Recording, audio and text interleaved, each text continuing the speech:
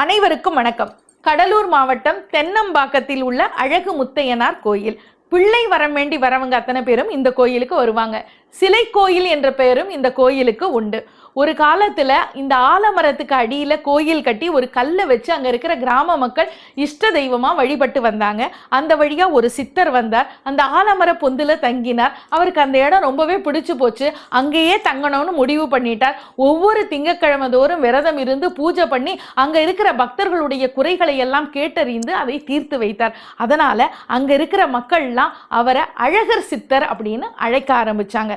அழகர் சித்தர் அவதரித்தது சித்திரை திங்கள்ங்கிறதுனால ஒவ்வொரு சித்திரை திங்கள் அப்போவும் மக்களுக்கு அவர் உபதேசம் பண்ணுவார். நிறைவாக ஒரு சித்திரை திங்கள்ல நான் உங்களுக்காக ஆண்டவன் கிட்ட பிரார்த்தனை பண்ண போறேன் அப்படின்னு சொல்லிட்டு கிணத்துக்குள்ள இறங்கினார். ரொம்ப நேரம் ஆகியும் வெளியில வரல. பக்தர்கள்லாம் பதறி போயிட்டாங்க. உள்ள இறங்கி தேட ஆரம்பிச்சா அவரை காணல. பஞ்சபூதங்கள்ல ஒன்னான நீருக்குள்ள மறைஞ்சு போயிட்டார். ஜலசமாதி ஆயிட்டார். அதனால அவருக்கு பால் பன்னீர் கொண்டு அபிஷேகம் பண்ண ஆரம்பிச்சாங்க. பின்னால அந்த அபிஷேக தண்ணி நேரடியா அந்த கணத்துக்குள்ள சரியா போகணுங்கிறதுக்காக 3 துளையிட்டு மேடை அமைத்து அந்த அபிஷேக தண்ணியை விட ஆரம்பிச்சாங்க. அபிஷேகம் பண்ணி வழிபட ஆரம்பிச்சாங்க. அந்த கிணறு தான் இன்றைக்கு மூலஸ்தானமாக போற்றப்படுகிறது.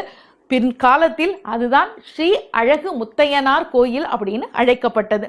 அந்த இடத்துல தான் மூலஸ்தானமும் இருக்கு. அவ்வளவு அழகான கோயில்.